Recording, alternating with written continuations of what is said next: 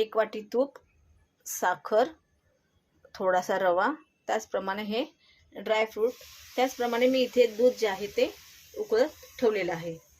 तर आता मी हा गॅस ऑन करून कढई तापायला ठेवलेली आहे।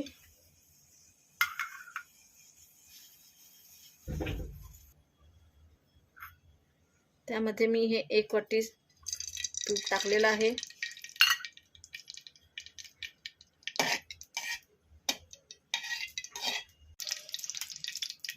तूप चांगलं गरम झालं की त्यामध्ये आपण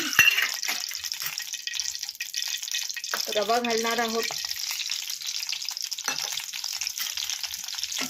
आणि रवा जो आहे तो लालसर होईपर्यंत आपल्याला परतून घ्यायचा आहे।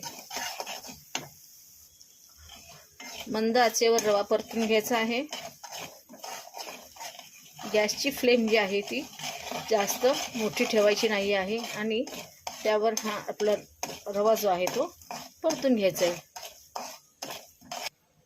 आता तुम्ही बघाल की रवा जो आहे तो लालसर होत आलेला आहे। त्याचप्रमाणे इथे दूध सुद्धा उकळलेलं आहे। तर आपण हे उकळतं दूध जे आहे ते ह्या रव्यामध्ये हळूहळू घालणार आहोत। गॅस पाहाल तर गॅसची फ्लेम स्लो आहे,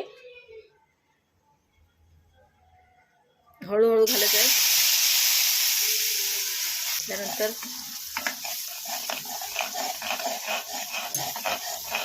थोडंसं परतायचं आहे ताकी गाठी होऊ नयेत।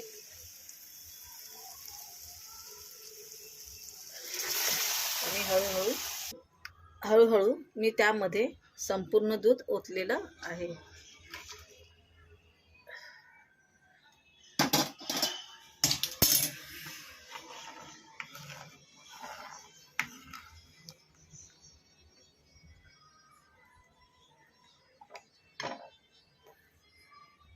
त्यानंतर आपण याच्यामध्ये ड्रायफ्रूट्स घालणार आहोत। ड्रायफ्रूट तुम्ही तुपामध्ये परतून सुद्धा घालू शकता किंवा तुम्ही डायरेक्ट सुद्धा घालू शकता।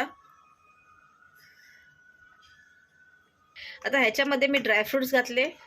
तुम्ही ड्रायफ्रूट अगोदर घालू शकता किंवा साखर, असं काही नाही की ड्रायफ्रूट्सच पहिले घालायला हवे। तर अंदाजे आपण साखर त्याच्यामध्ये जवळजवळ मी अर्धी वाटी ओतलेली आहे। डिपेंड्स तुम्हाला किती गोड लागतं त्यावर आधारित तुम्ही साखरेचं प्रमाण घ्या। आणि हिला आता चांगली उकळी येऊ द्या। आता पहा तुम्ही इथे खीर होत आलेली आहे, त्याच्यावरती मी वरतून वेलची पावडर टाकत आहे, वेलची पूड टाकत आहे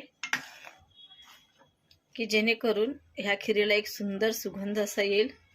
आणि ही खीर तुम्हाला जेवढं थिक पाहिजे, जेवढं गाढ पाहिजे तेवढं तुम्ही करू शकता। अशाच मस्त मस्त रेसिपीज पाहण्यासाठी माझ्या चॅनलला लाईक करा, शेअर करा आणि सबस्क्राईब करा। धन्यवाद।